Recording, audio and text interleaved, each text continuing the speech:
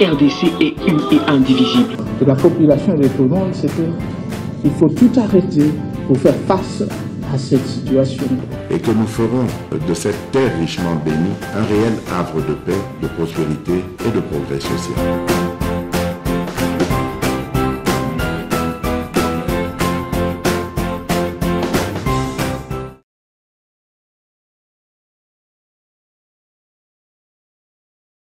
Sont-elles d'ailleurs réellement financières? Auront-elles seulement lieu? Est-ce qu'il y a l'argent pour cela? Tous ces sujets, on va les aborder pendant près d'une heure avec vous. Merci de votre disponibilité. Mais avant de commencer, la bonne nouvelle, parce qu'il y en a aussi. Validation hier mardi de la 5e revue FMI.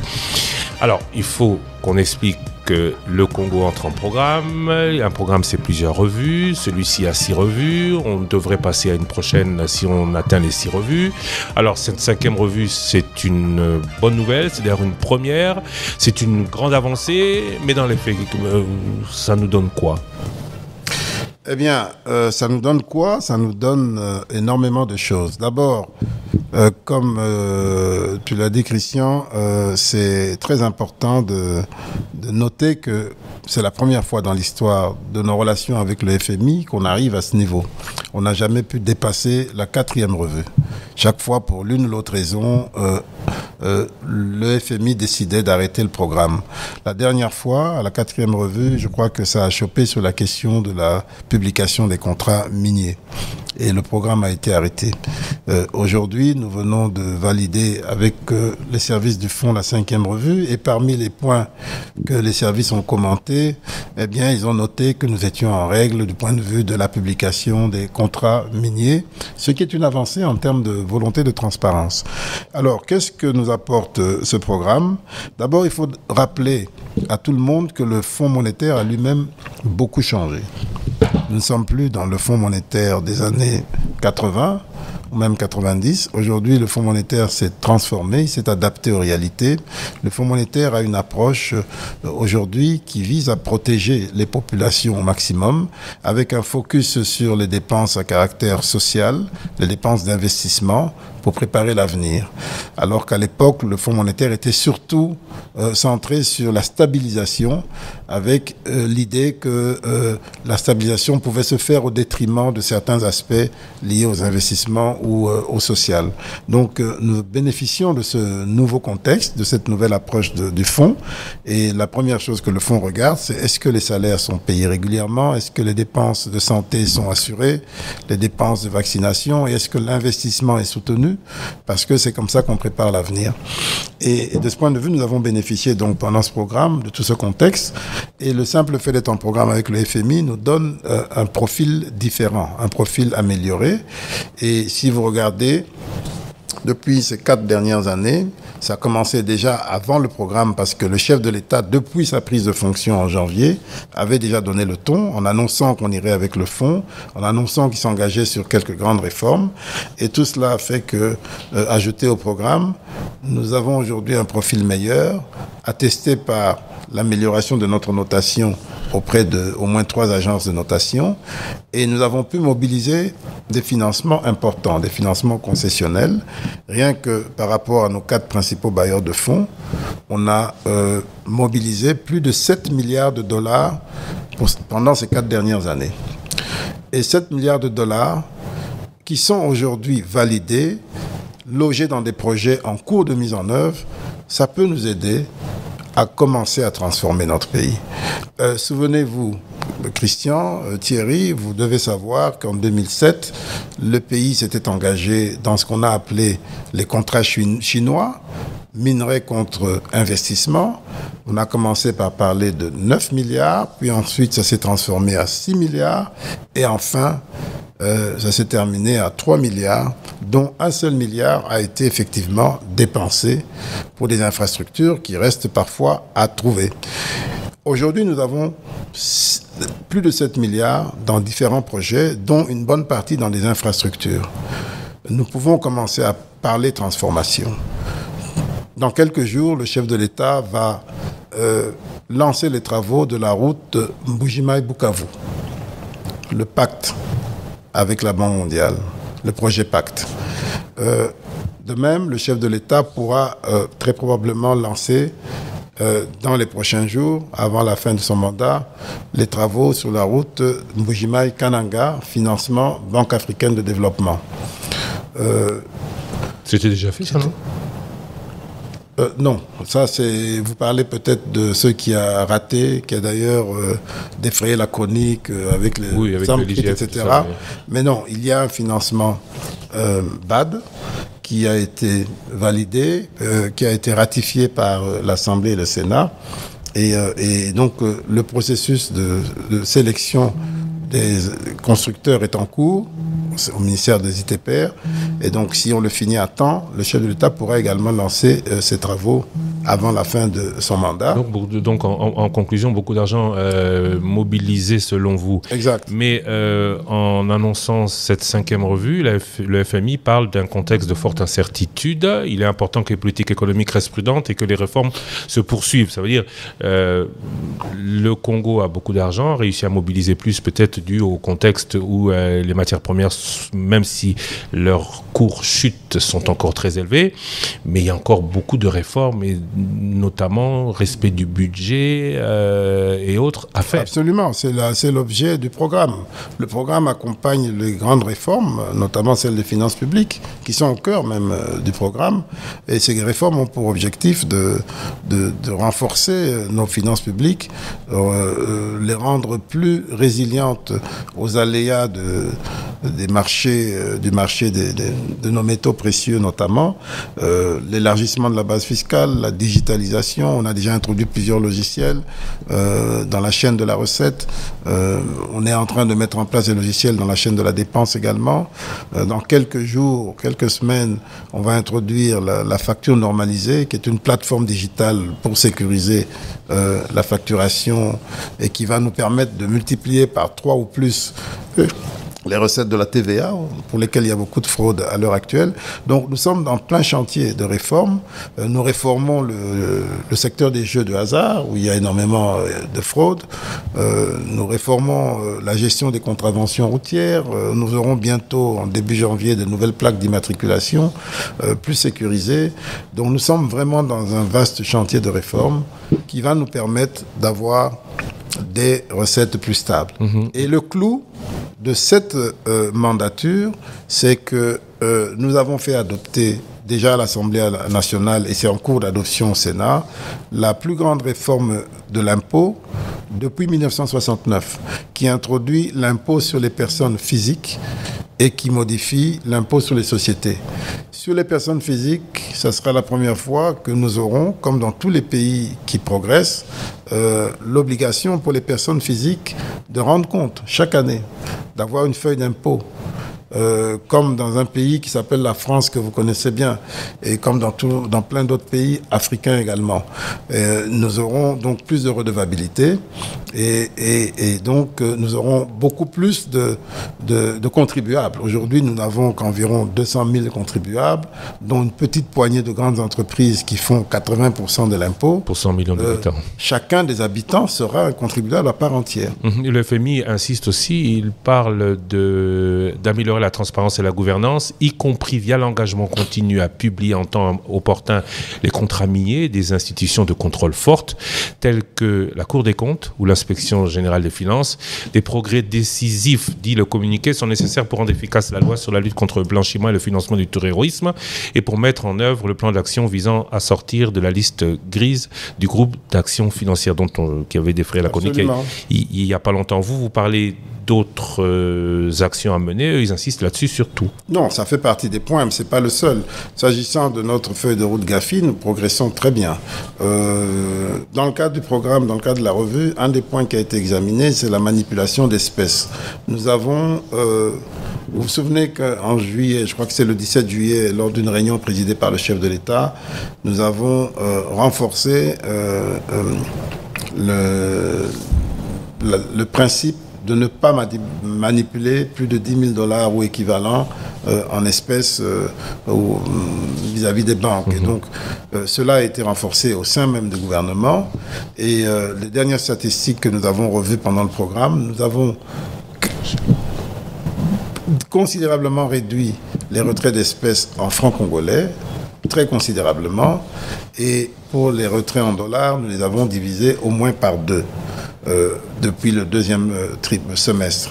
L'objectif est d'aller encore plus loin, de réduire davantage ces manipulations d'espèces, que ce soit en francs ou en dollars, ce qui nous amène à travailler sur la fluidité du système de paiement, un chantier qui est pris en charge par la Banque centrale, parce que comme vous le savez, à l'heure actuelle, passer d'une banque à une autre avec la même carte n'est pas aisé.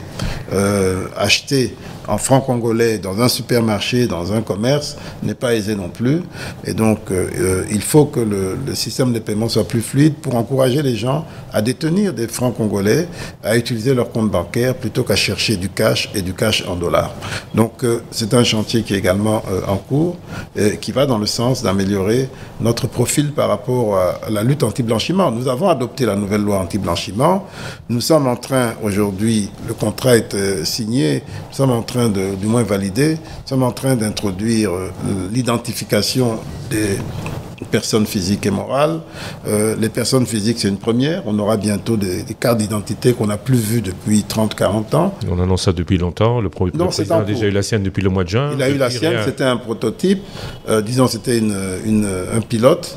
Là, le Premier ministre vient de valider le contrat que nous sommes en train de signer. Au courant du mois de novembre, sera mis en place l'équipement qui va commencer à émettre les cartes.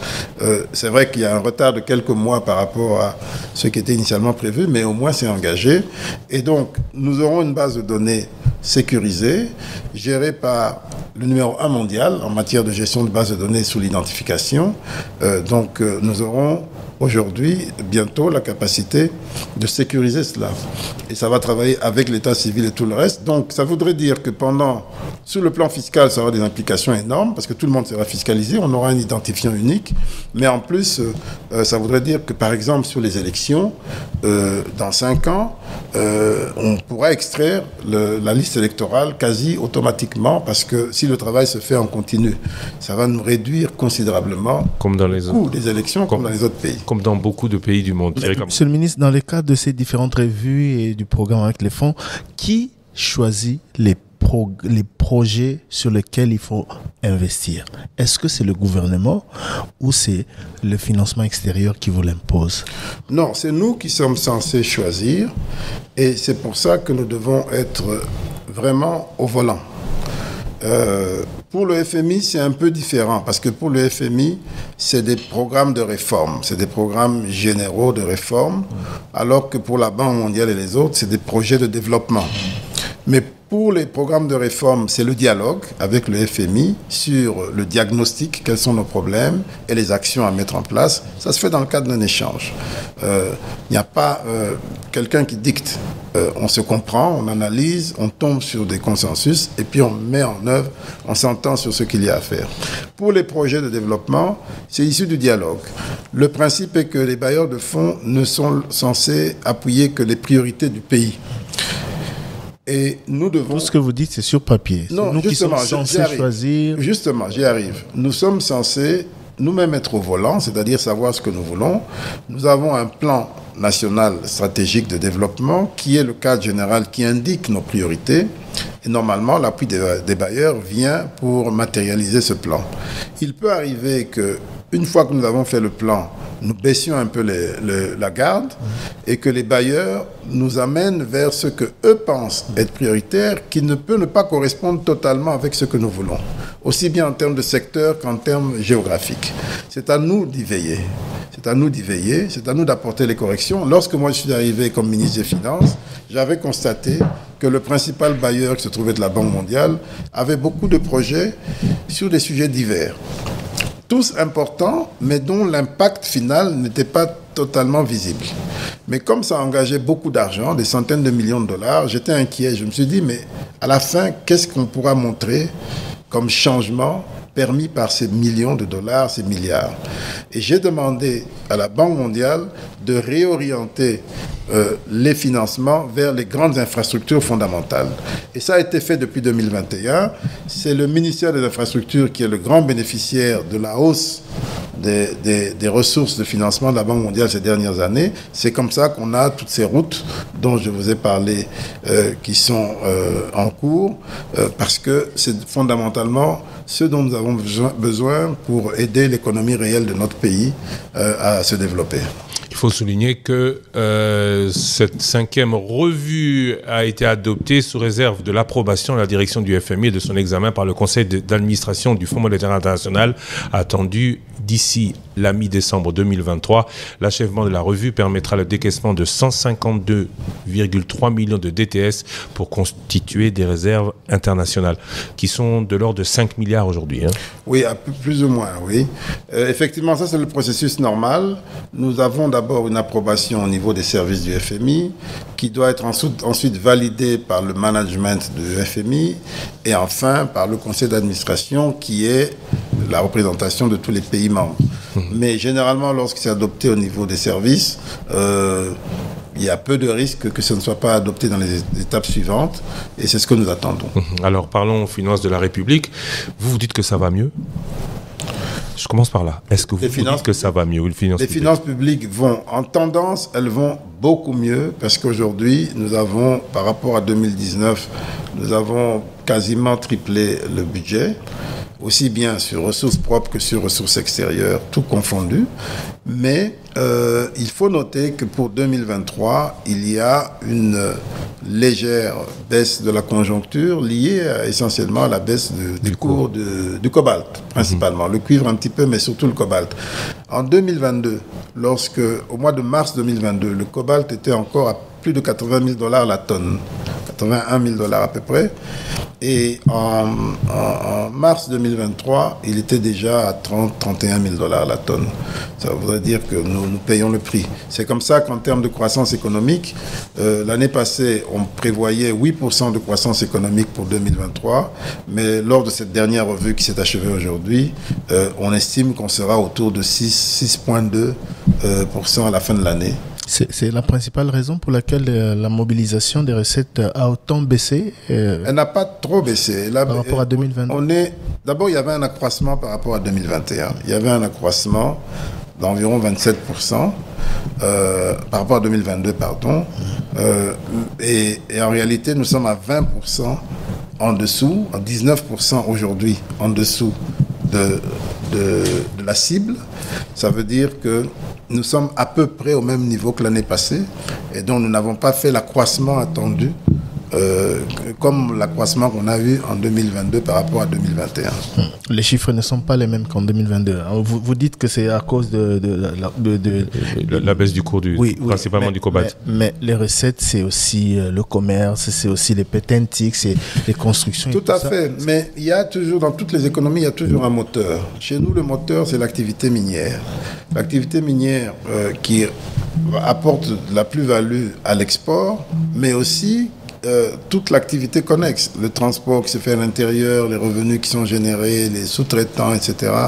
Eh bien, tout ça, c'est l'activité minière qui est le moteur. Et lorsqu'il y a un choc au niveau de cette activité, ce choc se fait sentir sur tout le reste. Mais nous avons quand même une croissance de plus de 6% estimée pour 2023. Donc, nous ne sommes pas malheureux. Nous sommes bien au-dessus de la moyenne africaine et mondiale. Quand vous dites accroissement, vous dites x3 depuis que vous êtes en fonction, on va dire. Oui.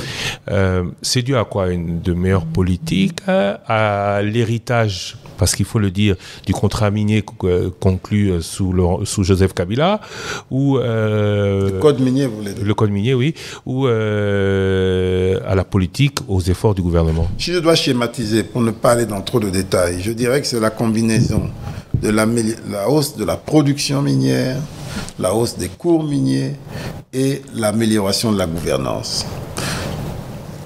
Tous les trois ont la même valeur. La hausse de la production minière, en 2022, en 2021, on produisait rien que pour le cuivre 1 800 000 tonnes.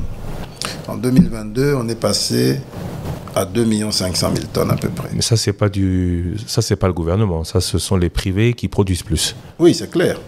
Mais les privés, il faut les mettre en condition. Mais où est le problème? Non. Le gouvernement n'est pas là pour produire, il est là pour encadrer, pour permettre, etc. Et donc, 2 500 000 tonnes en 2022. Et en 2023, il n'y a pas de hausse attendue considérable. 2024 non plus, des petites hausses. Mais après, ça va continuer de monter parce que, selon nos estimations, on devrait arriver à peu près à 5 millions de tonnes en 2030. Aujourd'hui, nous sommes en train de dépasser le Pérou, qui était le deuxième producteur mondial de cuivre, autour de 2 500 000 tonnes. Et à l'horizon de 2030, nous pourrions dépasser le Chili, qui est le premier producteur, sinon nous serons au coude à coude. Et le cuivre est un produit qui a beaucoup d'avenir, parce que la demande de cuivre, les fondamentaux qui expliquent la demande de cuivre sont favorables. Il y aura une forte demande, pas seulement par rapport à ce que le cuivre fait de plus commun, c'est-à-dire les câbles et tout ça, mais également dans l'industrie des voitures, il y a beaucoup de cuivre. Les voitures électriques, il y aura davantage de cuivre, etc., etc. Donc, pour le cuivre, on sent que les perspectives sont bonnes. Notre enjeu pour nous, c'est de capter cette valeur ajoutée en transformant ce cuivre localement. Nous sommes encore au niveau des balbutiements. Il y a une entreprise qui fait des câbles à Lubumbashi, qui a d'ailleurs des problèmes de compétitivité parce qu'elle fait face à la concurrence des importations. Nous travaillons sur ce dossier pour la rendre plus compétitive et c'est un début, il faut qu'on développe davantage. La même chose pour le cobalt, pour le reste, pour les batteries, etc. Donc les perspectives sont bonnes. Pour le cobalt, le problème ne se pose pas, nous sommes le premier producteur. Le risque, c'est la concurrence d'autres types de produits, mais nous pensons que malgré tout, pour le cobalt, la demande va rester forte puisqu'elle est toujours en accroissement. Et quels sont les efforts du gouvernement? Qu'est-ce que le gouvernement, en quoi vous pouvez dire aujourd'hui que le gouvernement a fait que ça aille mieux? Alors, j'avais parlé d'abord de la hausse des quantités. Ensuite, la hausse des cours. La tendance de fond a été bonne jusqu'en 2022. Pour le cobalt, ça commence à chuter. Le problème, quelles sont nos marges de manœuvre pour influer sur les cours? Sur le cuivre, très peu. Mais le problème ne se pose pas trop parce que ça reste quand même bien. Sur le cobalt, oui, parce que nous représentons 70% de l'offre. Et la question, c'est l'offre. Nous sommes un acteur majeur. 70% de l'offre. L'offre elle-même continue de s'accroître. Mais pourquoi le prix du cuivre chute? C'est la question que nous nous posons. Et nous avons des propositions sur la table pour maintenir le prix du cuivre à un niveau juste, parce qu'à l'heure actuelle, ce qui se passe, c'est que les principaux acteurs qui produisent travaillent en cartel avec ceux qui achètent et qui transforment, et ils contrôlent toute la chaîne, et comme ils font la plus-value sur la transformation, ils ont les moyens de déprimer le prix. Et c'est sur ça que nous travaillons, entre autres. Et il y a des décisions qui sont sur la table, qui vont nous permettre d'influer sur les prix, comme tous les grands producteurs le font sur l'or, sur autre chose, sur le pétrole. Monsieur le ministre, le troisième élément de votre schéma, c'est les réformes. Oui, les réformes, la bonne gouvernance, vous avez dit. Et ça me renvoie aux dépenses que vous faites des fonds que génère toute cette mobilisation. Mais j'aurais voulu, puisqu'on parlait de recettes, qu'on commence par parler de l'impact des réformes sur les recettes. Et je vais vous donner quelques exemples. Lorsque nous avons pris fonction, nous sommes arrivés au gouvernement en avril, je crois au mois de juin, mon collègue Molendo Sakombi et moi-même, nous avons immédiatement pris la décision de bancariser les opérations immobilières. Parce qu'on estime qu'on ne peut pas continuer à faire des opérations un peu dans l'informel en déclarant ce qu'on veut. On a bancarisé et en même temps, on a travaillé sur la mise à jour de la mercuriale qui définit les prix des biens selon le quartier, selon l'emplacement. La combinaison de ces deux décisions, bancarisation pour toute opération supérieure à 10 000 $, et puis mise à jour de la mercuriale pour que les prix de référence se rapprochent du prix du marché et non pas des prix artificiels décidés par des fonctionnaires. La combinaison de ces deux mesures a permis à la rubrique frais de mutation des affaires foncières à être multipliés, je crois. Ils sont passés de moins de 10 millions à près de 40 millions aujourd'hui. C'est un exemple pour montrer. Et on ira encore plus loin parce que nous continuons d'approfondir, on va faire la géolocalisation, etc. Donc, c'est un exemple qui montre comment les réformes peuvent impacter.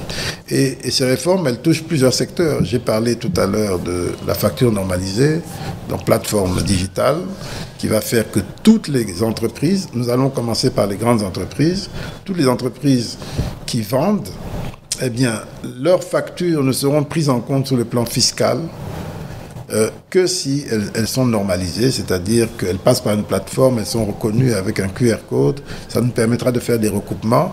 Il n'y aura plus de possibilité pour faire la fraude sur la TVA, pour faire la fraude sur les produits pétroliers, parce que la facturation des produits pétroliers sera cernée, contrôlée. C'est un autre exemple. Et donc, il y en a plein d'autres. Nous avons introduit le logiciel Logirad pour les recettes administratives, dans le but justement de mieux maîtriser l'assiette de cette catégorie de recettes. Nous allons bientôt introduire le paiement en ligne également pour ces recettes. Donc, voilà comment les réformes peuvent aider à sécuriser nos recettes et à les accroître. Je parlais des dépenses, oui. Justement. Renseignements pris, beaucoup de choses ont été dites sur la façon dont, au ministère des Finances, aujourd'hui, on gère les finances de l'État. Est-ce que, monsieur le ministre, la chaîne de dépenses sert encore à quelque chose? Parce que, selon des renseignements pris, vous êtes devenu spécialiste en paiement en mode d'urgence. Oui. J'ai tellement d'exemples ici que je peux vous évoquer. Allez-y. Ouais. Pourquoi laisser des dépenses publiques pourquoi ne pas laisser des dépenses publiques passer par la chaîne normale de la dépense afin que tous les services y jettent un coup d'œil? On a évoqué des cas, par exemple, de la maison de la centrale de Kinshasa, des certaines dépenses, des primes, des frais d'émission. Centrale de Kinshasa. Le centre, pardon. Le centre financier. Le centre financier de Kinshasa, certains frais d'émission, des primes qui aujourd'hui sont payés en mode d'urgence sur instruction du ministre des Finances. Bon, d'abord, pour ceux qui ont des paiements en mode d'urgence, il y a des normes en matière de finances publiques parce que les paiements en mode d'urgence existent dans tous les pays. La norme, c'est de ne pas dépasser 10%. Et en 2021, nous étions à 7%. En 2022, nous sommes passés à 11%. Parce qu'on se rapprochait des élections, il y avait beaucoup d'éléments, la guerre, etc. Et donc, c'est normal qu'il y ait des dépenses en mode d'urgence. Et en 2023, nous nous battons pour ne pas trop nous éloigner de la norme, ce qui n'est pas facile parce que le contexte... Vous êtes à combien de pourcents aujourd'hui? Je ne peux pas vous dire le pourcentage aujourd'hui, mais on est autour de 10%, 11, 12, je ne sais pas. Alors, la difficulté, c'est quoi? C'est qu'il y a des dépenses qui sont certaines, connues et importantes. Et lorsqu'on les fait en mode d'urgence, ça impacte le total, alors qu'il n'y a rien de méconnu là-dedans. Lorsque, par exemple, on fait une avance à la CENI, 100 millions de dollars, on attend le bon d'engagement, le DTO, comme on dit, qui doit arriver du ministère du Budget et qui traîne. Et puis on doit payer, eh bien, on paye 100 millions en procédure d'urgence qu'on régularise après. Mais 100 millions, c'est beaucoup en chiffres. Vous parlez de la CENI. Je donne un exemple. J'ai parlé des travaux du centre financier. Le centre financier, c'est un projet... Que vous payez toujours en mode d'urgence. Le centre financier, c'est un projet que nous conduisons avec le ministère. Oui, mais est-ce qu'il faut payer en mode d'urgence? Laissez-moi terminer. Avec le ministère du Budget, parce qu'il sera logé là-bas aussi. Et le principe, c'est que nous payons des montants réguliers, connus, chaque mois à l'entrepreneur. Et ces montants, en dehors de ces montants réguliers connus chaque mois, nous prenons en charge certains frais administratifs et contractuels, par exemple des visas des gens qui viennent, ou bien certains frais liés à la logistique locale, etc. Parce que selon le contrat, le constructeur amène tout jusqu'à Matadi et nous avons la charge de ramener les effets de Matadi jusqu'au chantier. Et donc périodiquement, nous devons payer ces frais-là. Mais ce qu'il faut retenir, c'est que tout est fait dans la transparence. Il n'y a pas de... Le ministère du Budget est au courant. Mais maintenant, quand on fait... parfois même on le fait en intelligence avec eux. On dit, bon, on a ça et ça, donc on va payer, préparer le document. Et donc, dès que le document arrive, on les régularise. Et pour les montants réguliers, le problème ne se pose pas du tout non plus. Là où il y a des changements importants, c'est par exemple sur les frais de mission. Les frais de mission, oui, ces frais de mission-là, ils sont aujourd'hui, c'est devenu la norme de payer en urgence parce que la chaîne de la dépense n'est pas assez rapide, réactive pour payer des frais de mission à temps. Et même lorsqu'on paye en urgence, beaucoup se plaignent. Du fait de qui, monsieur le ministre? Mais demandez à l'administration du budget, elle va vous répondre. C'est vous qui êtes au gouvernement, c'est vous qui êtes... vous êtes ministre des Finances, il y a le budget, c'est vous qui êtes le gouvernement. Oui, mais je vous dis que même lorsque je paye en urgence, il arrive souvent que les gens se plaignent d'être partis en mission sans toucher leurs frais. C'est la planification. L'une des raisons, c'est la planification qui fait défaut. On ne prend pas souvent soin de planifier les missions suffisamment à temps et de faire les documents à temps. Moi-même, je dois me rendre demain à Lubumbashi pour un aller-retour. Mon ordre de mission, jusqu'à quand j'arrivais ici, n'était pas encore signé parce que moi-même, je l'ai introduit il y a à peine 2 jours. Donc, il n'y a pas moyen d'introduire des règles comme si tel document n'est pas rentré à tel délai, il n'y aura pas de paiement, ou il n'y a pas moyen de mieux organiser ça, On essaye, c'est comme ça qu'on a réintroduit les cartes bancaires pour les membres du gouvernement, parce que il faut aussi reconnaître que l'action politique exige parfois de décider rapidement. Et il y a des urgences, on doit partir un peu par surprise ici et là, et donc les cartes bancaires permettent de réduire ce risque-là. Mais la dette intérieure fait partie également de ce que vous payez en mode d'urgence? Non, en règle générale, non. La dette intérieure, elle est engagée au budget, mais il peut arriver que pour l'une ou l'autre raison, on paye une dette en mode d'urgence. Dans quel cas?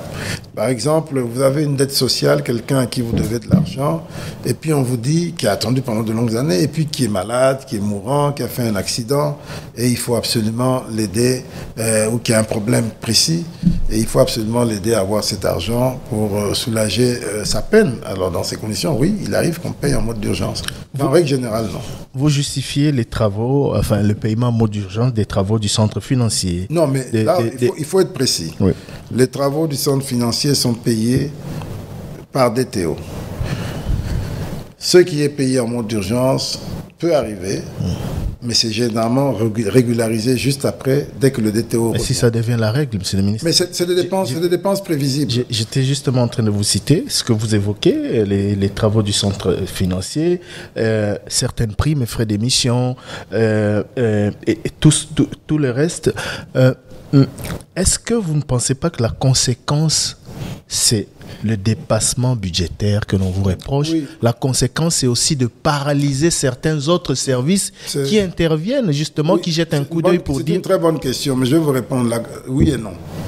Oui et non, parce que le ministère du Budget lui-même m'envoie très régulièrement des paiements qui sont eux-mêmes déjà en dépassement budgétaire. Quand vous regardez, parce que dans un DTO, c'est mentionné, disponibilité budgétaire, on est dans les négatifs, et parfois des négatifs très profonds. Souvent, quand on regarde, on a des dépassements de crédit d'un côté, des sous-consommations de l'autre. Tout ça est conduit par la réalité. L'exercice, c'est comme ça que lorsqu'on fait la reddition des comptes, on amène tout ça sur la table du Parlement en disant la reddition des comptes, c'est un exercice de réalité et de sincérité pour dire, vous nous avez confié la charge de gérer le budget, voilà les recettes qu'on a eues et voilà ce qu'on a fait de l'argent que vous nous avez confié. Est-ce que les budgets ne sont pas réalistes ou c'est vous qui êtes devenu trop gourmand? Non, c'est-à-dire que... Parce que les rapports, monsieur le ministre, les rapports qui sont sortis dernièrement sur les dépassements budgétaires, c'est juste catastrophique. Non. Aujourd'hui, c'est... Il ne faut pas dire catastrophique. D'abord, il y a des dépassements budgétaires qui sont automatiques. Vous savez que nous, au ministère des Finances, lorsque nous faisons des recettes, nous payons des rétrocessions. Les rétrocessions aux régies financières, c'est un pourcentage des recettes faites. Et donc, mais c'est enregistré comme une dépense.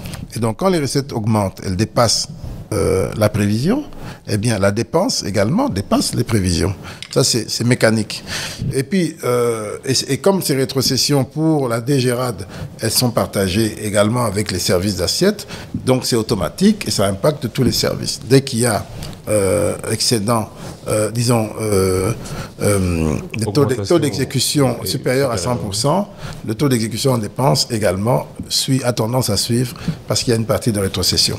Mais les besoins sont trop... Vous savez que invitez mon collègue le ministre du Budget, il va vous dire, lorsqu'on fait les conférences budgétaires où chaque ministère exprime ses besoins sont au moins 3-4 fois supérieurs au cadrage budgétaire, à ce que le budget peut donner. Ça, c'est déjà un premier point. Et après, toute la bagarre, c'est pour voir comment on fait pour amener ça au niveau... Vous êtes économiste, monsieur le ministre. La discipline que l'on doit imposer, que vous imposez aux autres, c'est celle que vous devez vous imposer aussi. À partir du moment où le Parlement a dit c'est autant de pourcents pour tel ministère, comment comprendre et expliquer que vous soyez toujours en dépassement alors que certains ministères, parents pauvres du gouvernement, n'atteignent même pas le niveau leur assigné par le budget. Le rapport sur la reddition des comptes, c'est moi qui le fais. Je l'ai passé au Parlement. On a eu des débats houleux, aussi bien à l'Assemblée nationale qu'au Sénat. Les explications sont claires. Le ministre des Finances n'engage que les dépenses du ministère des Finances, et j'ai expliqué. Les dépenses du ministère des Finances sont très impactées par les taux d'exécution, parce que quand on fait plus, nous rétribuons 3 régies qui font le gros des recettes. Et donc, c'est normal que les dépenses soient également en dépassement. Maintenant, pour le reste, ce qu'il faut savoir, c'est la présidence de la République, la primature, y compris les assemblées qui sont l'autorité budgétaire. Tout le monde est en dépassement. Alors, je vais vous dire justement, c'est que le ministre des Finances ne paye que ce qui lui est demandé de payer. Il n'invente pas des dépenses.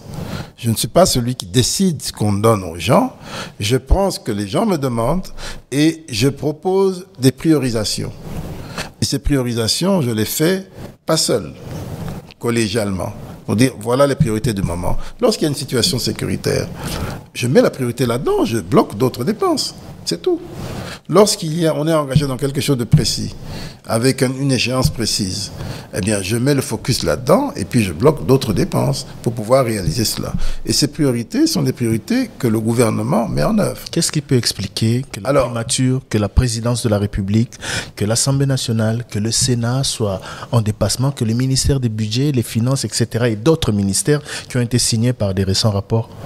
Oui, mais le contenu est là. Et puis, ce que vous devez savoir, c'est que parfois, surtout des services comme la primature, même la présidence de la République, ils peuvent être en dépassement parce qu'ils ont fait des dépenses qui ne les concernent pas eux. Ce n'est pas de l'argent qui se distribue à la primature.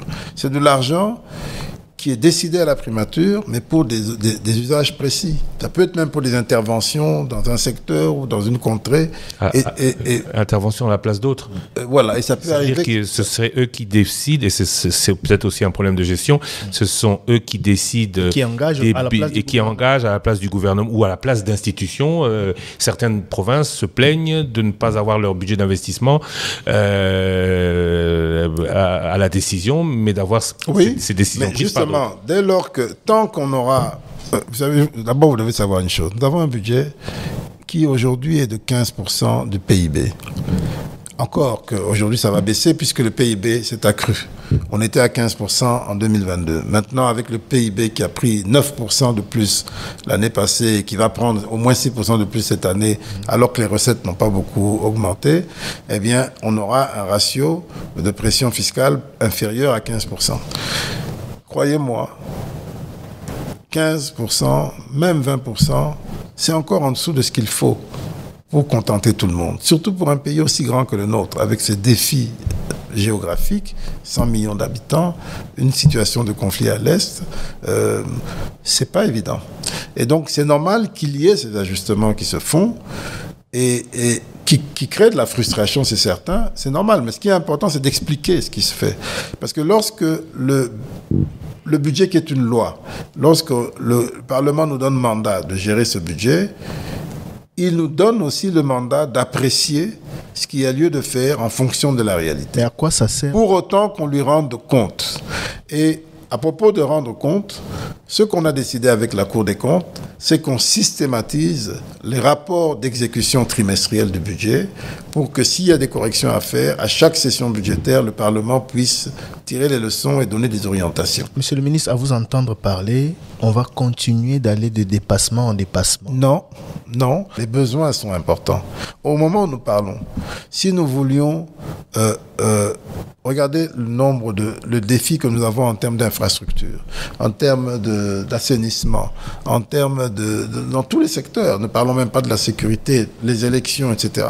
Si on devait tout faire, on peut nous ajouter 2, 3, 4, 5 milliards de dollars aujourd'hui. On n'aura même pas encore fini de tout faire. Vous êtes père de famille. Moi j'aurais voulu que le gouvernement dise que les besoins sont excessifs, on n'a pas assez de moyens. Nous, on serre la ceinture pour privilégier d'autres secteurs les moins nantis. Or, quand on regarde différents rapports, c'est toujours vous, regardez. Les institutions, les ministères régaliens, des ministères importants qui vous taillez la part du lion. Ce que nous faisons, avec comme excuse. Non, mais ça, c'est ce que vous dites. Mais allez dans le détail des dépenses. Et moi, je vous invite d'ailleurs à venir nous visiter et à regarder parce que moi, mon principe, c'est qu'on n'a rien à cacher. Eh bien, vous verrez vous-même ce qui est fait. Si je vous dis que lorsque nous sommes arrivés aux affaires en 2019, le taux des dépenses d'investissement financées sur ressources propres ne dépassait pas 1%. 1%. Nous l'avons amené à 4% en 2019, programme des 100 jours, etc. Aujourd'hui, en 2022, il était à 10% sur ressources propres. Mais le train de vie des institutions... Je termine. Non, 10% sur ressources propres. Si on ajoute les ressources extérieures, 15%. On n'a jamais fait un tel effort. C'est comme ça que la croissance est soutenue, pas seulement par les mines, mais également par l'investissement public. Et donc, c'est ça préparer l'avenir. C'est ça préparer l'avenir. Et notre responsabilité, c'est de voir, face à toutes ces contraintes, qu'est-ce qu'on fait pour mettre le pays sur un chemin où demain sera meilleur qu'aujourd'hui. Préparer l'avenir, monsieur le ministre, c'est aussi dire, là-bas, on coupe des moitiés, on divise par 3 ou on réduit à tel pourcent pour affecter de l'autre côté. Oui, c'est ce qu'on fait, mais ce n'est pas aussi simpliste que vous le dites. Ce n'est pas aussi simpliste. Par exemple, le ministère des Affaires sociales et humanitaires, qui se plaint souvent de ne pas avoir assez d'argent. Il a quand même fait un taux de dépassement de 600%, un des plus grands taux de dépassement l'année passée. Mais qui peut prévoir les catastrophes humanitaires? Personne ne peut les prévoir. Et quand elles arrivent, a-t-on le choix que de dépenser ou ne pas dépenser pour faire face à ces catastrophes? C'est ce que l'on fait. Et lorsqu'on le fait, l'argent doit bien venir de quelque part. Dès lors que nous avons pris l'option de ne pas dépenser de l'argent que nous n'avons pas gagné, eh bien, ça crée ces frustrations, c'est un risque. Ma question, c'était comment vous allez arriver alors à vous discipliner, entre guillemets? Comment vous allez arriver à éviter tous ces dépassements? Justement, nous le faisons. Nous avons une ligne que nous ne dépassons pas, c'est on ne dépense que ce qu'on a gagné. Et donc, alors qu'à l'époque, je ne sais pas si vous étiez dans ce pays dans les années 90, moi j'ai vécu, j'ai commencé ma carrière en 91 à la Banque centrale, donc je suis un enfant de l'hyperinflation. Il ne faut pas que dépenser ce que vous avez Non, laissez-moi terminer. Il faut bien le dépenser. Le débat ici, justement, c'est de bien le dépenser. J'y arrive. Pas que de dépenser ce qu'on encaisse. Je suis un enfant de l'hyperinflation. Lorsqu'on va avec des considérations pareilles, en disant le budget est voté, c'est une loi, il faut exécuter, donner l'argent, eh bien, si les recettes ne suivent pas, on tombe dans l'hyperinflation. Et l'hyperinflation, il n'y a pas pire. C'est l'impôt qu'on fait payer à tous les pauvres. On leur vole leur argent avec l'inflation. L'hyperinflation, c'est catastrophique. Ça, on a dit, on ne fait plus. Et depuis que je suis aux affaires, et même un peu avant que je n'arrive aux affaires, on a pris l'option de ne plus revenir sur le financement monétaire depuis 2020. Et on a tenu. Maintenant, ça crée des distorsions dans la qualité de la dépense lorsque les recettes diminuent. C'est là le problème. Oui, nous le reconnaissons. Et pour améliorer cela dans le long terme, d'abord, il faut beaucoup de sérieux, de détermination quand on dirige dans ces conditions. C'est ce que nous faisons. Aujourd'hui, si une partie de la croissance, de plus en plus d'ailleurs, vient des investissements publics, c'est parce que nous veillons à ce que l'argent aille là-dedans. Si aujourd'hui nous avons réussi le pari de la gratuité de l'éducation, c'est parce que nous mettons de l'argent là-dedans et nous veillons à ce que ce soit mis. Si aujourd'hui, moi, je suis considéré comme un des champions en tant que ministre des Finances pour les dépenses faites notamment pour la vaccination. Et quand je sors à l'extérieur du pays, nous sommes cités en exemple. C'est parce qu'on met de l'argent dans le social, dans la santé. Et donc, c'est ce que je vous disais. Ce n'est pas quelque chose de mécanique. C'est vrai, c'est une loi, mais ça demande de l'intelligence et du jugement. Et nous sommes là pour cela. Nous sommes là pour veiller à ce que, en dépit de toutes ces contradictions, en dépit de tout cela, l'essentiel des dépenses que nous faisons aide à préparer l'avenir de notre pays. Ça, c'est sur l'affectation des dépenses et personne ne peut contester que nous avons davantage fait en matière d'investissement, en matière sociale que tous les gouvernements qui nous ont précédés. Deuxièmement, pour sortir de ces contradictions et arriver à quelque chose de plus serein, de plus approprié, l'une des réponses, c'est les budgets programmes. Et comme vous le savez, nous avions une échéance sur les budgets programmes. Qu'est-ce qu'on a décidé? C'est que à partir de 2024, on commence déjà partiellement les budgets programmes. Quelques grands ministères, grands consommateurs de crédits, comme l'éducation, etc., eux vont bénéficier des budgets programmes, c'est-à-dire on va leur faire des allocations, ils auront on va garantir leur trésorerie en fonction du budget, et eux-mêmes à l'intérieur veilleront à l'exécution, à l'ordonnancement. Ça voudrait dire que ils seront moins dépendants des aléas de la trésorerie générale parce qu'on va protéger leur trésorerie.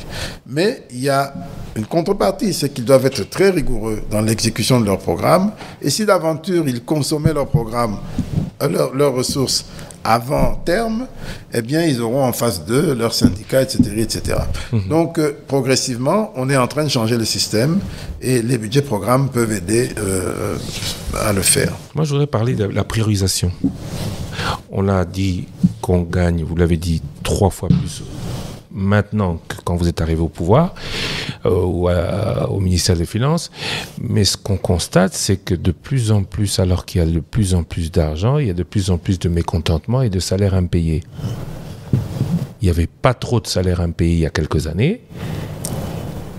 Mais aujourd'hui, de plus en plus, les gens se plaignent. On peut vous citer la francophonie. Cela a été le sujet, d'ailleurs. On voudra avoir explication sur ce sujet d'une polémique la semaine dernière. Ceux qui ont agi dans la pandémie du Covid-19 ne sont toujours pas payés. Les députés provinciaux. Les députés provinciaux. Les administrateurs des territoires. Les administrateurs du territoire ont été nommés en janvier, n'ont jamais reçu de salaire. Cela nous a d'ailleurs été personnellement dit à Loukoula récemment.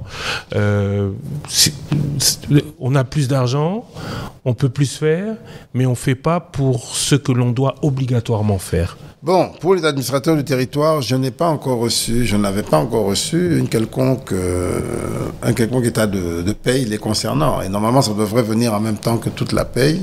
Mais nous travaillons pour que ce soit le cas et ils seront payés. 10 mois d'impayés. Je ne sais pas ce qui s'est passé. Ils ont remplacé ceux qui existaient déjà. Et qui n'étaient pas payés eux-mêmes. Je ne sais pas ce qui s'est passé, mais je vous dis que tout ce qui est paye vient en même temps et tout le monde est payé en général.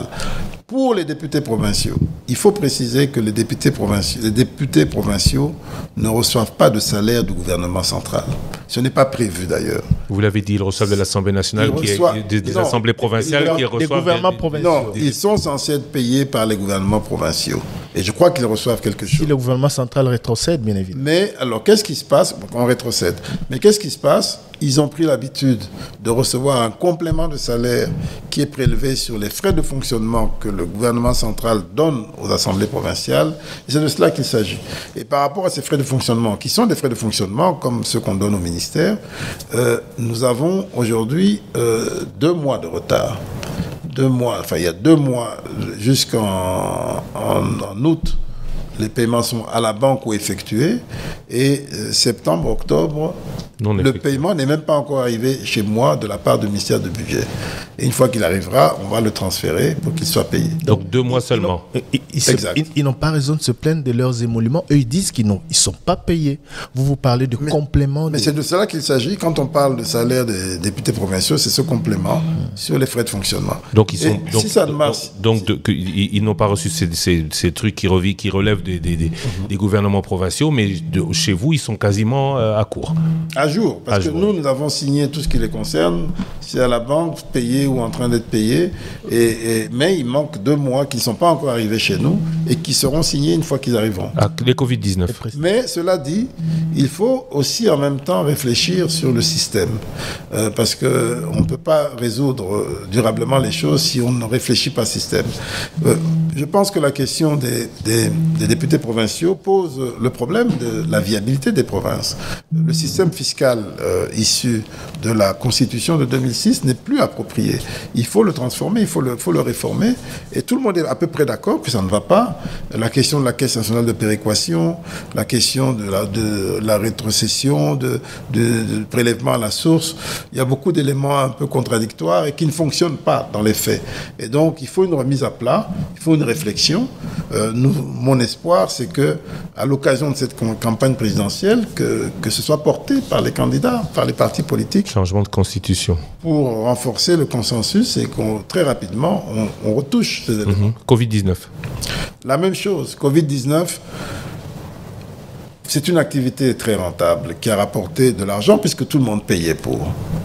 Elle était suffisamment rentable pour se prendre en charge.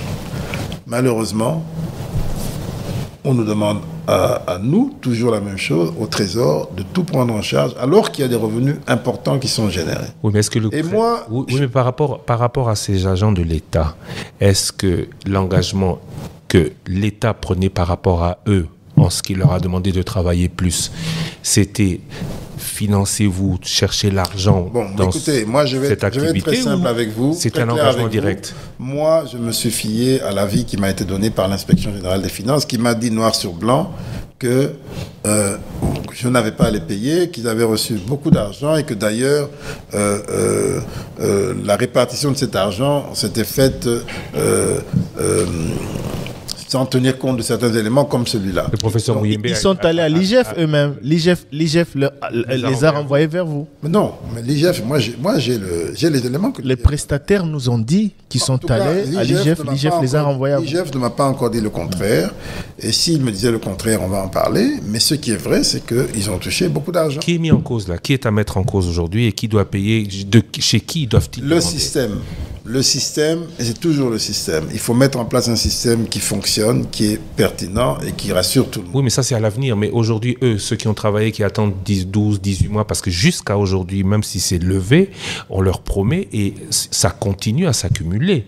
Aujourd'hui, c'est ça le problème qu'on a dans notre pays, justement. Pleurer chez qui? C'est ça le risque qu'on a dans notre pays. Moi, j'ai un autre cas ici. Et 5 entreprises... qui avaient bénéficié à un moment donné, y compris la GKB, la NBK, etc. Ils ont manifesté d'ailleurs chez vous. Elles manifestent encore chez moi. Ils avaient bénéficié il y a quelques années d'un financement de la Banque mondiale pour apurer les départs à la retraite, etc., dans le cadre de réformes, de restructuration. Ils ont eu l'argent, l'affaire était terminée, on ne leur devait plus rien. Et puis un gouvernement passé, je ne sais pas lequel, je ne sais pas sous quelle inspiration, a décidé qu'il fallait leur donner plus, que ce qu'ils avaient reçu était insuffisant. Et on a commencé à faire des listes, etc. Et puis chaque mois, on nous demande de payer des montants assez significatifs, importants, que nous avons payés. Que moi, j'ai continué de payer quand je suis arrivé. Puis à un moment donné, on vient m'informer que derrière ces paiements, tout n'est pas transparent, qu'il y a des paiements qui sont faits, on ne sait pas tracer où est-ce qu'ils vont. Et je demande, alors qu'on bancarise, qu'on dise, voilà, puisque c'est des gens, des individus, je ne paierai plus que si c'est une liste avec bancarisation. Et c'est ça le problème. Impossible de m'amener une liste bancarisée. On me raconte des tas d'histoires et en tout temps, je vois les gens venir manifester. C'est pareil pour les prestataires Covid-19 ? Non, rien à voir. Non, parce que la question, c'était... La question pour eux, parce que nous vous avons aujourd'hui, on passe à ils ne nous lâchent pas. Ils ne nous lâchent pas. Tous les jours... Que dit le ministre? Est-ce qu'ils doivent encore espérer toucher cet argent un jour? Écoutez, il faut que cette question soit remise sur la table, analysée. Nous, on l'a analysée, y compris en Conseil des ministres. À ce jour, la conclusion est celle que je vous ai donnée. Je n'ai pas encore d'éléments nouveaux. qui me permettent de revoir ma position. Ça ne semble pas vous préoccuper plus que cela, monsieur le ministre. Ils se plaignent tous les jours. Vous maintenez votre position depuis presque 6 mois. L'IGF a dit que je ne paye pas. Alors Écoutez, que c'est des responsables, des agents de l'État qui se plaignent tous les jours. C'est une question qui relève du secteur de la santé. L'IGF a donné un avis. Croyez-moi que si vraiment il y avait matière à revoir ma position, le gouvernement me saisirait en bonne et due forme. Il y aurait une note, il y aurait un truc et on va décider. Donc c'est le ministère aujourd'hui, ministère de la Santé. Mais c'est quand même le secteur de la santé avant tout. Ça c'est pour le Covid-19, pour la francophonie. Alors, il y a eu une espèce de cacophonie, 45 millions au début, c'est ce que vous disiez, ça a coûté 66 millions en termes d'organisation, il y a eu les infrastructures, 320 millions. Bon, il y a eu comme une espèce de... On a tout mis, on a tout confondu. Expliquez-nous bien. 300 millions, c'est quoi? C'est infrastructure et organisation. J'ai été extrêmement clair en disant bien que le budget de la francophonie, 324 millions, était séparé en deux. Il y a 78 millions qui concernent les opérations et 246 millions qui concernent les investissements. Ça, c'est clair. Deuxièmement, j'ai été extrêmement clair. Je n'ai jamais remis en cause le budget de 246 millions.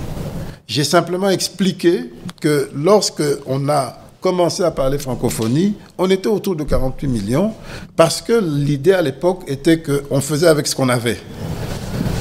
Et nous avons décidé souverainement de profiter de cela pour faire quelque chose de grand. Parce que nous avons un déficit en infrastructure. Et je peux vous lister toutes les infrastructures qui ont été faites. Elles sont colossales. Il y a le village des Jeux qui a été fait à Tata Raphaël. Il y a tous les alentours qui ont été refaits. Il y a les salles de jeux, etc. Il y a l'université de Kinshasa où on a refait des routes pour accéder là-bas. On a refait des homes, on les a mis aux normes en installant l'eau chaude et beaucoup de choses. Et donc, il y a eu des investissements réels. Je n'ai jamais remis en cause ni la pertinence de ces investissements, ni la qualité de ces investissements. J'ai tout simplement dit que à la fin, les gens qui faisaient ces investissements étaient en retard, vous le savez tous. Comment ça nous a donné des sueurs froides. Et que pour rattraper le temps, ça donnait lieu à des dépenses extra pour terminer et tenir les délais. C'est ce que j'ai dit qu'on est investissement. Aucune remise en cause de principe. C'est ce que j'ai dit. Sur la partie opération. Vous auriez peut-être dû préciser que le volet investissement était géré par vous et les ministres des ITP. Non, pas par moi. Moi, que ce soit l'un ou l'autre, nous gérons moi, j'apporte les ressources. Oui, mais justement, c'était et je planifie le ministère des Finances et des ITPR qui avaient géré le volet infrastructure. ITPR, pas le comité national. ITPR et une partie, c'était ESSU, enseignement supérieur, parce qu'ils étaient des travaux à l'université. Mais moi, non, je ne gère pas les projets. Je gère les ressources des projets, mais pas les projets. Parce que vous avez semblé, dans vos propos, mettre tout dans un même sac. Jamais. C'est ce qui a créé. Non, mais vous non plus, vous n'avez pas lu. Thierry, il faut m'écouter. Il faut m'écouter ce que j'ai dit. Je n'ai pas dit ça. J'ai posé une question, c'est là. Je n'ai jamais dit ça. Mais on a, enfin, en ce qui me concerne, en ce qui concerne ton par contre, on n'a pas dit que vous l'avez dit. Par contre, on a juste demandé, pour que ce soit plus clair, des explications fournies de 45, et j'ai insisté, de 45 à 66 ou 76, le couac là, il vient d'où?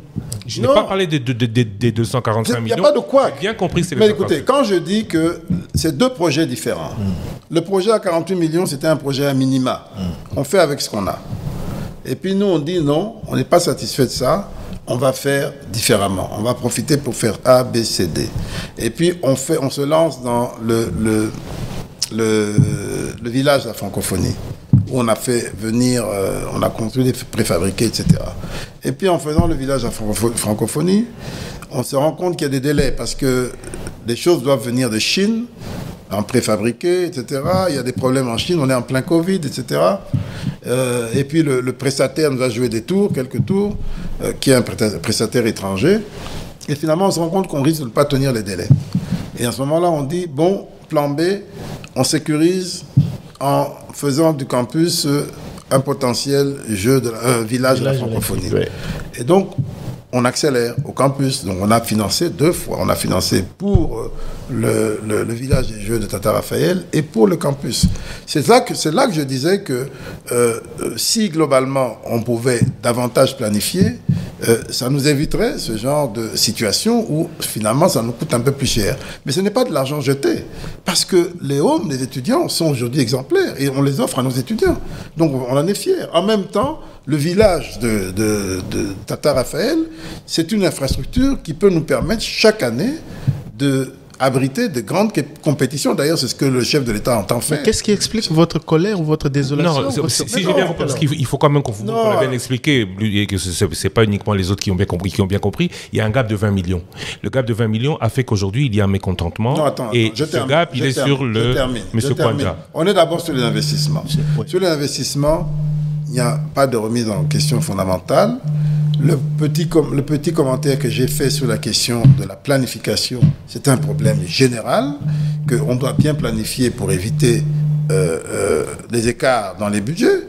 Si moi, ministre des Finances, je n'ai pas le droit de le dire, ben alors à ce moment, où allons-nous? Il faut bien que quelque part, ces choses soient dites pour que ensemble, on fasse mieux. Je n'ai pas parlé de détournement ni quoi que ce soit, puisque pour les investissements, ce n'est pas à l'ordre du jour. Maintenant, pour les opérations, j'ai été vice-président du comité de pilotage, donc j'ai pratiqué le directeur des Jeux. Je ne suis pas là non plus pour le clouer au pilori, mais toutes ces réactions qu'il fait dans les médias, bon, il en est responsable, il sait pourquoi il les fait. Hein, donc je ne suis pas là non plus pour commencer à le livrer, mais il sait pourquoi il réagit autant. Vous l'avez attaqué ouvertement. Mais non, j'ai dit très clairement qu'il y a eu quelques difficultés. Mais ce que je dois également dire, c'est que, parce que je ne suis pas là pour non plus salir les gens, mais lui sait combien de frappes, pour parler en quinois, j'ai empêché. Nous avons empêché en tant que comité de pilotage. Il le sait. Mais combien d'erreurs d'appréciation qui auraient pu être faites que nous avons empêchées. Des frappes de son fait. Je ne sais pas, demandez-lui, il va vous répondre. Mais moi, je sais ce que nous avons fait et je dis que nous devons faire attention. Et si je ne le dis pas en tant que ministre des Finances, je ne joue pas mon rôle. Donc, de son côté, il y a eu un problème de planification et de surfacturation ou dépassement budgétaire? Non, heureusement, ça n'a pas eu lieu parce qu'on a agi, en tout cas de ce que moi je sais, mais il y a eu... on pouvait mieux faire, si je peux dire. Mais il n'empêche, il ne faut pas gâcher la fête. Vous l'avez déjà gâché, monsieur le ministre? Non, pas du tout. Vous l'avez gâché avec la fête est déjà passée. Oui, mais vous l'avez gâché. Non, c'est vous, les médias, qui aimez gâcher les choses parce que vous nourrissez de la polémique. Ce n'est pas nous qui avons envoyé des gens manifester, passer des nuits blanches chez vous pour exiger leur argent. Qui les a envoyés alors?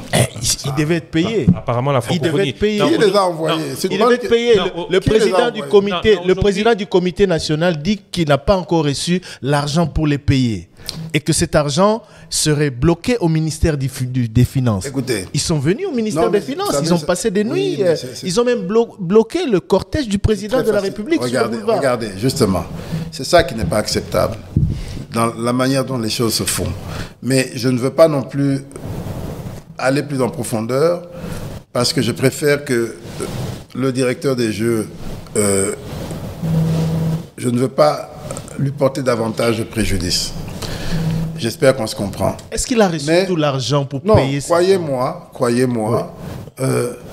Oui. Vous savez qu'il y a des gens qui sont manipulés dans ces manifestations. Vous savez qu'il y a des gens qui sont arrivés là-bas qui étaient manifestement payés pour aller manifester. Mais ils ont tort de réclamer qu'ils n'ont pas été payés depuis 3 mois? Ils n'ont pas tort de manifester. Est-ce que vous avez donné tout l'argent au comité de... Non, c'est clair que non. Mais c'est clair que non, la question n'est pas là. La question est la suivante.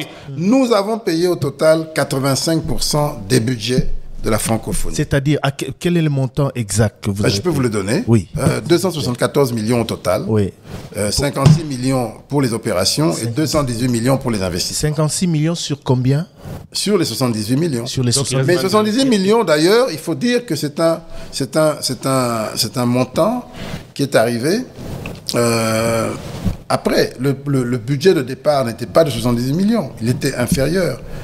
Je ne parle pas du budget de 48 millions avec 12 millions, non. Je parle de quand Isidore Kwanja est arrivé.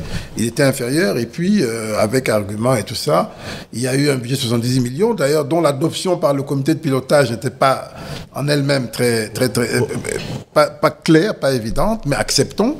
Et maintenant, ce que nous disons, c'est que dans la manière de gérer ce budget, il y a plusieurs façons de faire.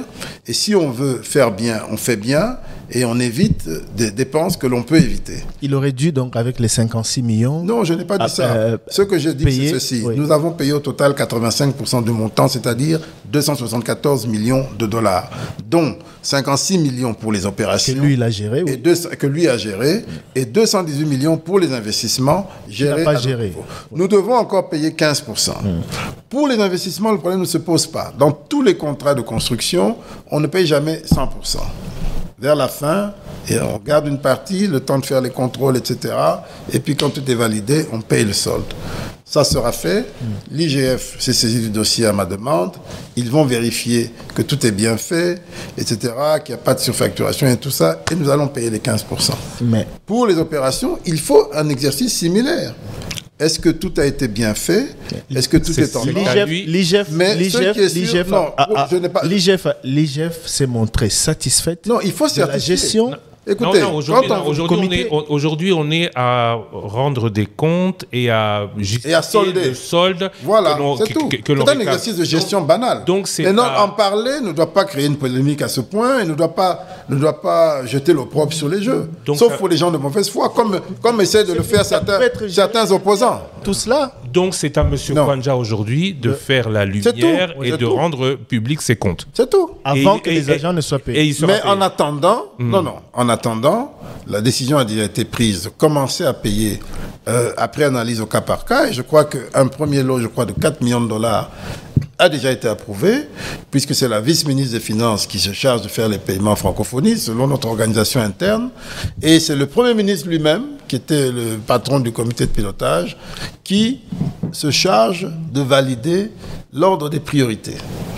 Et donc, c'est lui qui valide l'ordre des priorités, c'est la vice-ministre des Finances qui paye, et tout ça est fait justement pour éviter. Mais demandez au Premier ministre lui-même combien de montants il nous a épargné, nous, l'État congolais, parce que pendant les Jeux même... de frappe. Non, mais demandez-lui, pendant les Jeux même, chaque fois qu'il y avait une activité, c'était toujours des montants impossibles qu'on demandait, et il s'est impliqué personnellement à veiller avec son bic, en train de veiller et pour que ça marche bien. Donc pour tout se passe bien. C'est de cela qu'il s'agit. Et ça, je dis, c'est un problème dont un ministre des Finances ne peut pas ne pas parler. Donc pour et ça, c'est un problème. Il faut prendre ça positivement. J'ai bien compris. C'est dans l'intérêt de tout le monde. Nous avons bien compris pour la francophonie. Il y a un début de solution. En tout cas, la solution, il y a plus que pour le Covid-19. On aurait pu parler de beaucoup de sujets. On est ensemble depuis 1h08. Il ne nous reste que très peu de temps. Les sujets PDL 145, 511 millions déjà décaissés par 3 agences. On espère plus en la transparence là avec les agences BC-Copnu des CFF. On aurait pu parler de la gratuité de l'éducation, de la gratuité de la maternité. Encore que la gratuité de la maternité en 30 secondes, s'il vous plaît. Est-ce que ça valait le coup de démarrer? Est-ce qu'il y a moyen de financer tout? Oui, mais nous avons déjà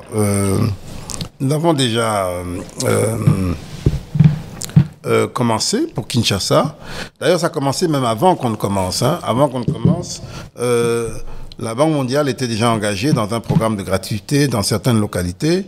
Et là, aujourd'hui, nous avons nous-mêmes mis 41 millions de dollars pour toute la ville de Kinshasa pour une année. Déjà payé? Déjà payé. Intégralement payé.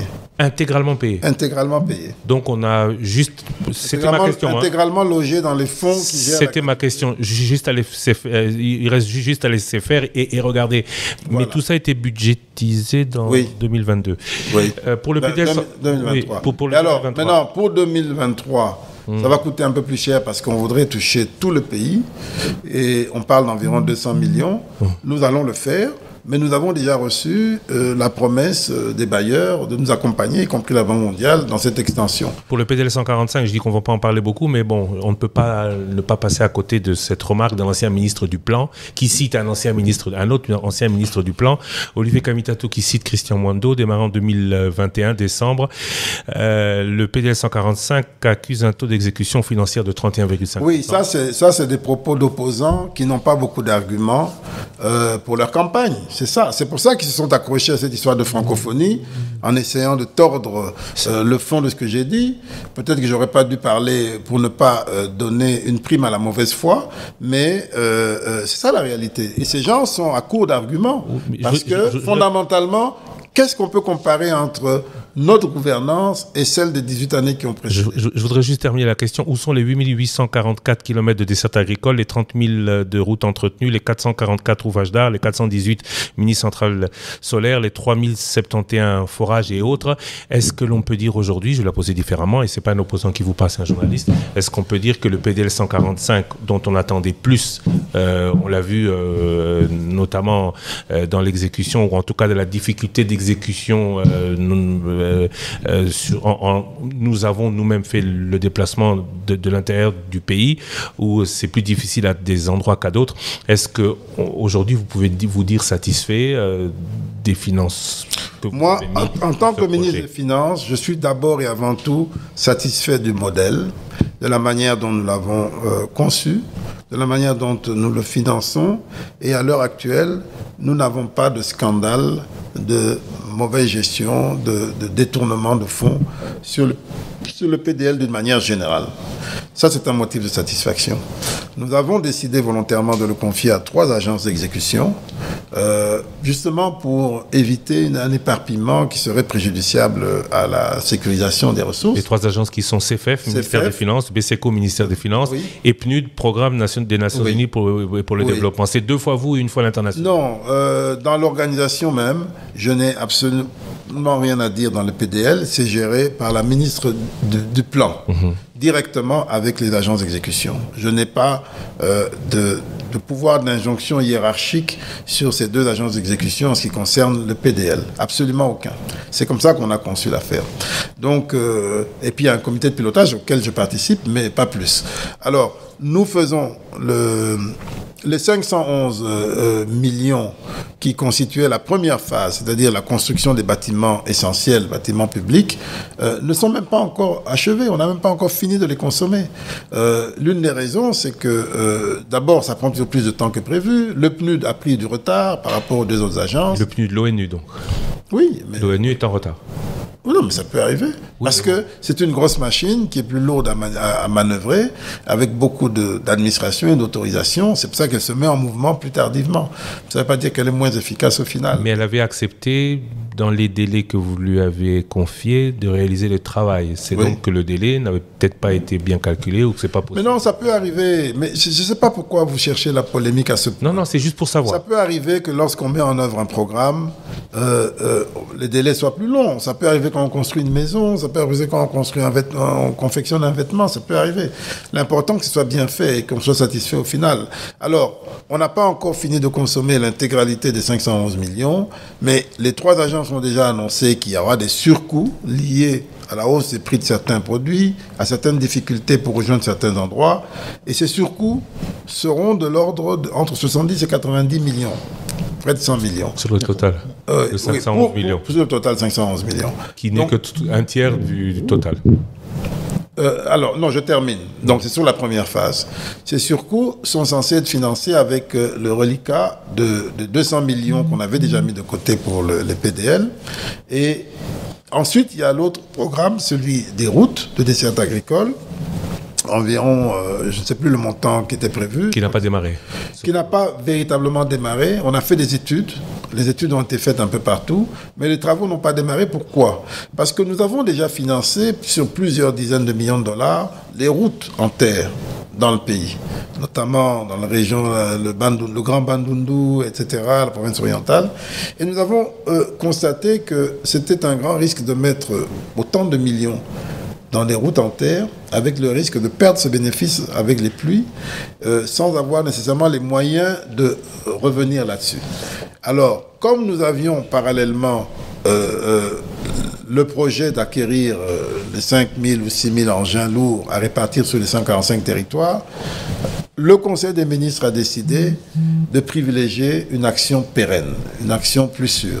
Donc, autour de ce programme des engins.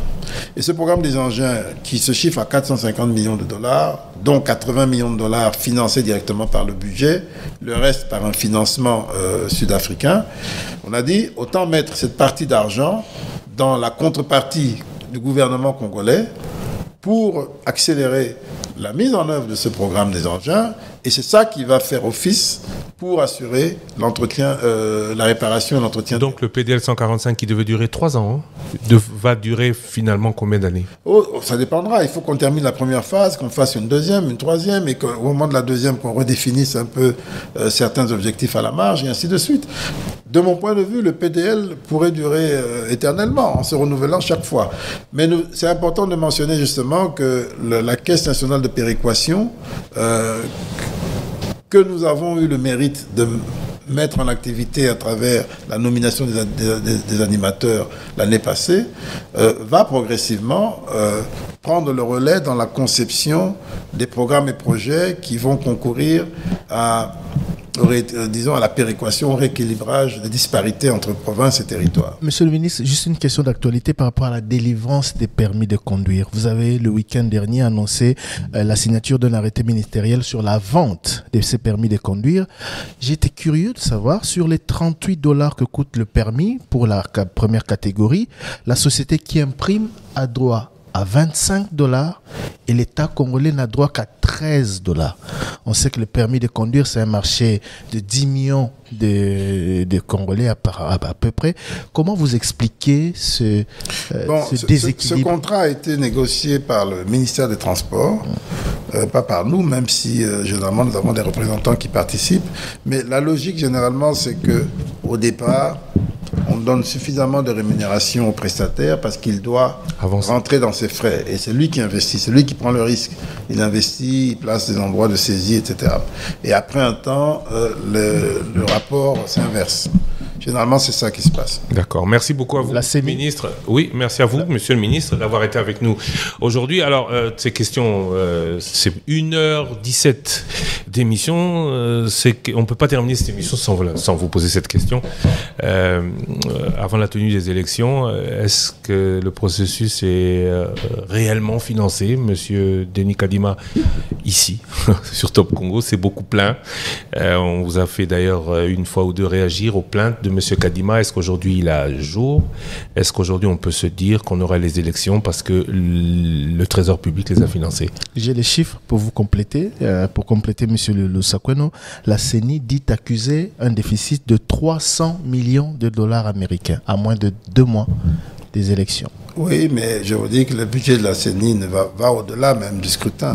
Donc, il y a beaucoup d'activités. Mais ce que nous faisons, nous travaillons. Moi, d'abord, je me félicite de la collaboration avec la CENI, surtout en cette période difficile. Nous travaillons vraiment en étroite collaboration.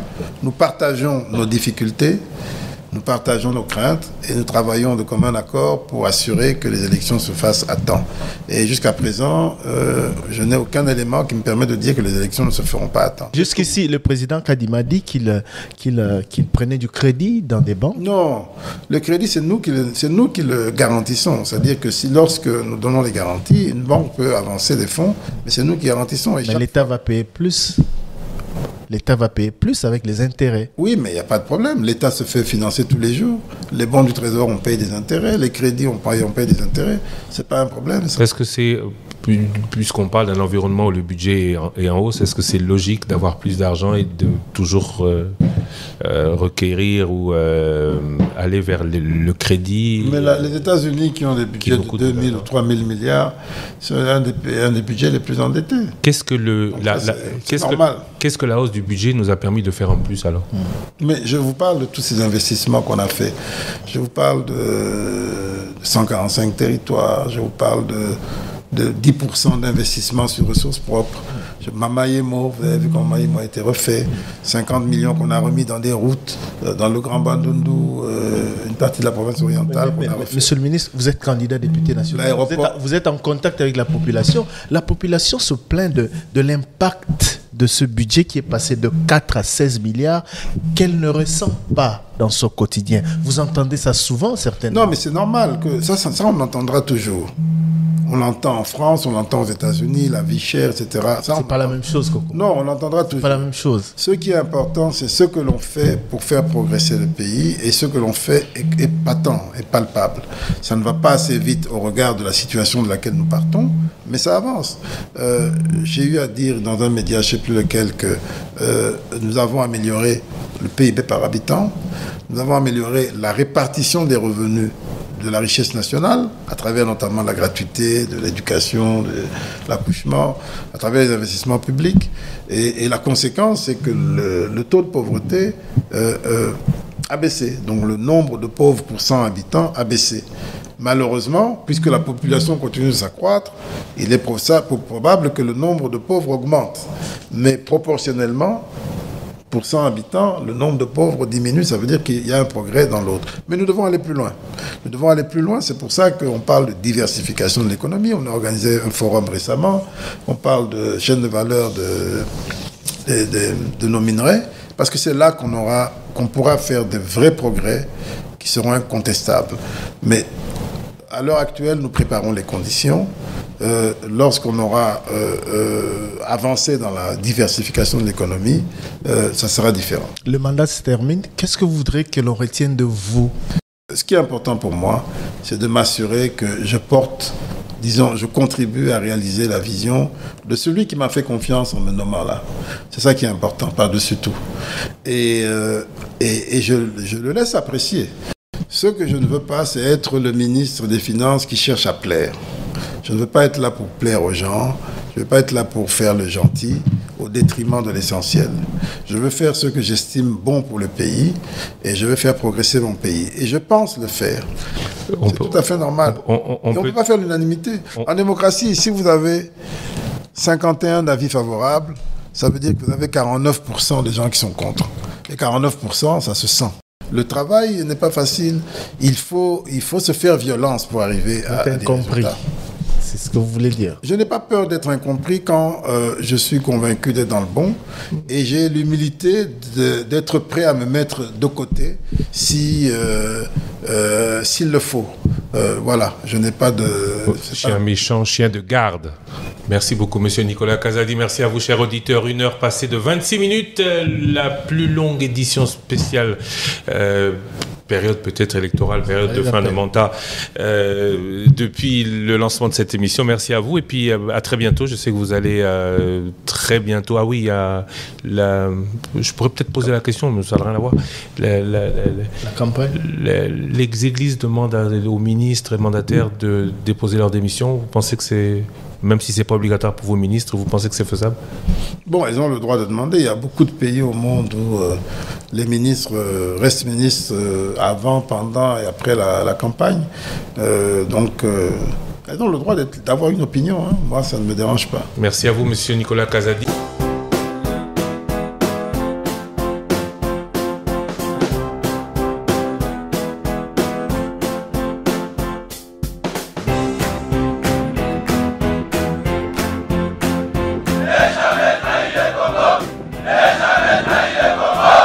La RDC est une et indivisible. Et la population est répondante, c'est qu'il faut tout arrêter pour faire face à cette situation.